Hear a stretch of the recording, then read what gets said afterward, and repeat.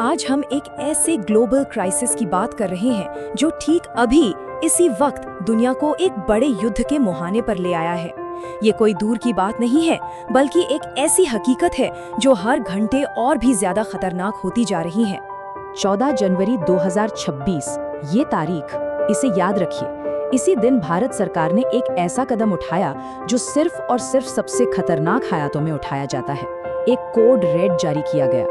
लेकिन सवाल ये है कि आखिर ऐसा क्या हो गया कि भारत को अपने नागरिकों से कहना पड़ा कि ईरान से तुरंत निकलो, जैसे भी हो सके बस निकल जाओ। आइए इस पूरी सिचुएशन को स्टेप बाय स्टेप समझते हैं। तो चलिए इसे और डीप में देखते हैं।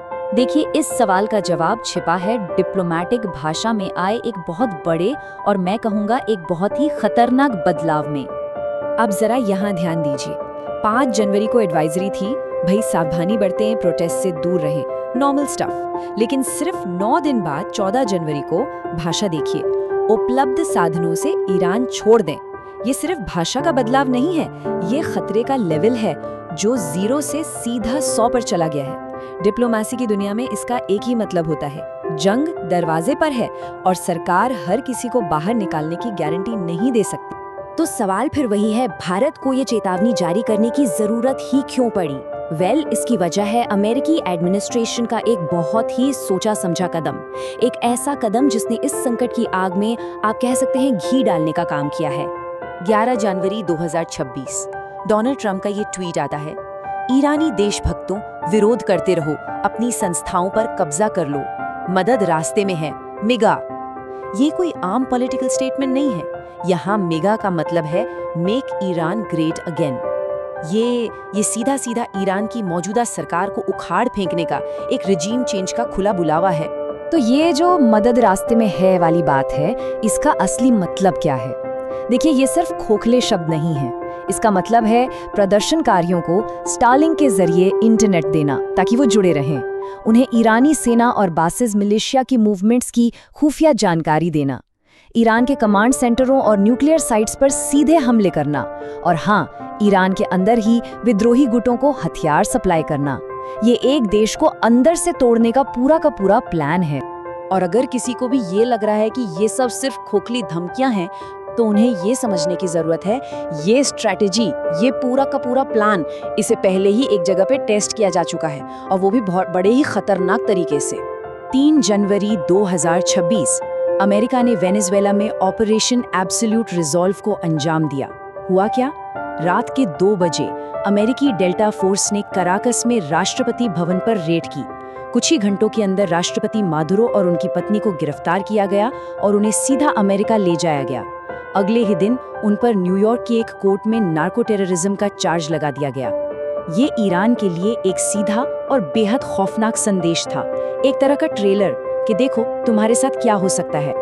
तो बड़ा सवाल ये है कि अमेरिका ने ये किया कैसे? उन्होंने नार्को टेररिज्म नाम का एक लीगल हथियार इस्तेमाल किया। बेसिकली ये कानूनी तरीका है जिसके जरिए अमेरिका किसी देश के लीडर को एक ड्रग कार्टेल का हेड मान सकता है, और जैसे ही आप ऐसा करते हैं, आप उन्हें दुनिया में कहीं से भी उठा सकते हैं। और अब देखिए, ईरान की जो IRGC है यानी रेवोल्यूशनरी गार्ड्स, उसे अमेरिका पहले ही एक फॉरेन टेररिस्ट ऑर्गेनाइजेशन यानी FTO घोषित कर चुका है, तो उनके लिए भी कानूनी रास्ता बिल्कुल साफ है। और हाँ, ये सिर्फ अमेरिका और ईरान की लड़ाई नहीं है, बिल्कुल नहीं। इस रीजन के जो दूसरे बड़े खिलाड़ी हैं, वो भी एक बड़े युद्ध के लिए अपनी अपनी चालें चल रहे हैं। उसी दिन 14 जनवरी को इजराइल का प्रधानमंत्री का स्पेशल जेट विंग ऑफ जायन ग्रीस के लिए उड़ान भरता है। अब अफवाहें तो उड़ी कि प्रधानमंत्री देश छोड़कर भाग रहे हैं, लेकिन सच्चाई से कहीं ज्यादा स्ट्रेटेजिक थी। ये कोई पलायन नहीं था, ये एक ड्रिल थी, एक प्रैक्टिस, ये देखने के लिए कि क्या युद्ध को देश के बाहर से एक सुरक्षित जगह से ईरानी मिसाइलों की पहुंच से दूर रहकर चलाया जा सकता है। और अब ये देखिए, ये मिलिट्री स्ट्रैटेजी का एक क्लासिक उदाहरण है।